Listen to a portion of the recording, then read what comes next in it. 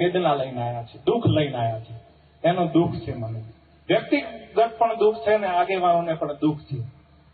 કોઈ એક આપણો ભાઈ એની ગેરસમજથી એક ભૂલ કરે અને એના પ્રત્યાઘાતો આખા ઉત્તર ગુજરાતમાં ફેલાય ને ગુજરાત સુધી ફેલાય.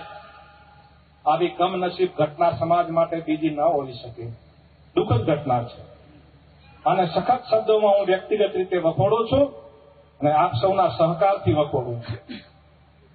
મારી આપ સૌને વિનંતી છે, બનાસકાંઠાના સાંસદ બેન શ્રી ગેનીબેન ઠાકોર સાહેબ હોય, દિયોદરના ધારાસભ્ય શ્રી કેશાજી ચૌહાણ સાહેબ હોય, કાંકરેજના ધારાસભ્ય ભાઈ શ્રી અમરતજી ઠાકોર સાહેબ હોય, રાધનપુરના ધારાસભ્ય શ્રી રેણજી ઠાકોર સાહેબ હોય, આદરણીય ચંદનસિંહભાઈ હોય, આદરણીય નંદાજી સાહેબ હોય, આદરણીય પિનલબેન હોય, સૌ આગેવાનો સાથે અલ્પેશભાઈ ઠાકોર સાહેબ હોય, સૌ આગેવાનો સાથે ચર્ચા વિચારણા અને વિમર્શ કરીને જે કંઈ ભૂલો થાય એનું શું, એનું સમાજે શું કરવું, એના માપદંડો શું, એનો ઠપકો કઈ રીતે આપવો, એ ઠપકો આપ્યા પછી નવી ભૂલો ન થાય એના માટે શું, આ બંધારણનું જતન કરવા માટેની એક માર્ગદર્શિકાઓ, ગાઈડલાઈનો છે.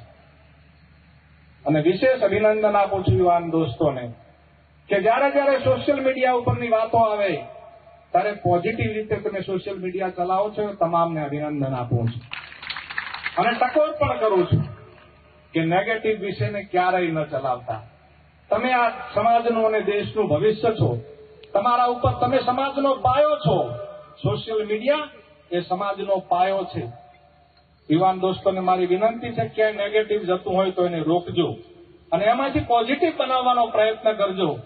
બધા આગેવાનો મેં નામ લીધા, એ આગેવાનોની સૂચનાઓ, એમનાથી પરામર્શ, એમનાથી વિચાર વિમર્શ, સંવાદ, વાતચીત કર્યા પછી મને જે કહેવામાં આવ્યું, સૂચન કરવામાં આવ્યું કે ખેમજીભાઈ તમે આ વિષયને મૂકજો.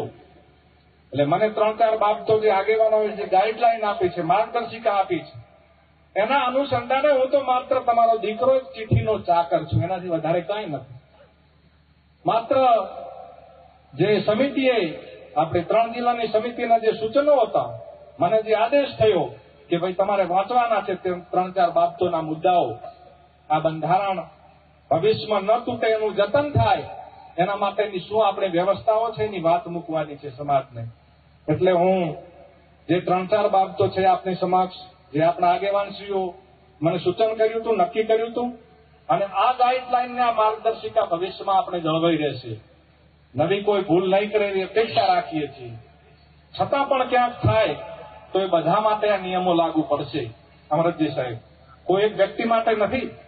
ભાઈ શ્રી ગબ્બરભાઈ હોય કે એમનો પરિવાર જે કોઈ આમાં છે, મિત્રો હોય, એ આપણા ભાઈઓ છે, આપણા કોઈ દુશ્મન નથી. આપણો વાંધો એમની ભૂલ સામે છે, એમની સામે નથી. પણ એમણે ભૂલ જે કરી છે એ ભૂલની યોગ્ય સજા, વિવેકપૂર્ણ સજા, સમાજની મર્યાદામાં રહીને સજા, એ તો સમાજ કરે.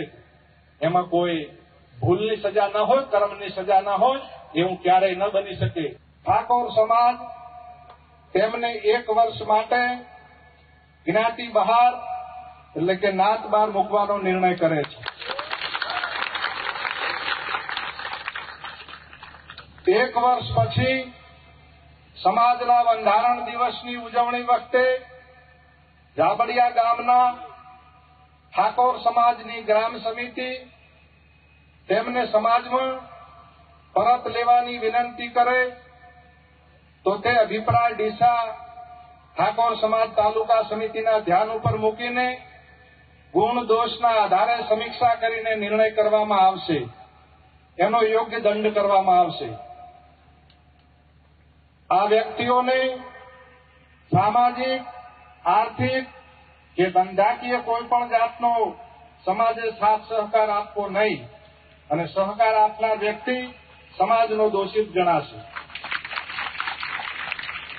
સોશિયલ મીડિયામાંથી સમાજના ભાઈઓને વિનંતી કે તેમને અનફોલો કરે અને પવિત્ર કાર્યમાં સહકાર આપે. આ 4 બાબતો હતી. માન્ય આગેવાનશ્રીઓનું સૂચન હતું એ મેં આપની સમક્ષ મૂક્યો છે.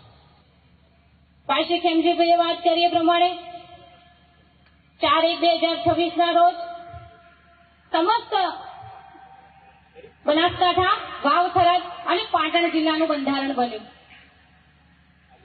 એ દિવસે પણ દિયોદર મુકામે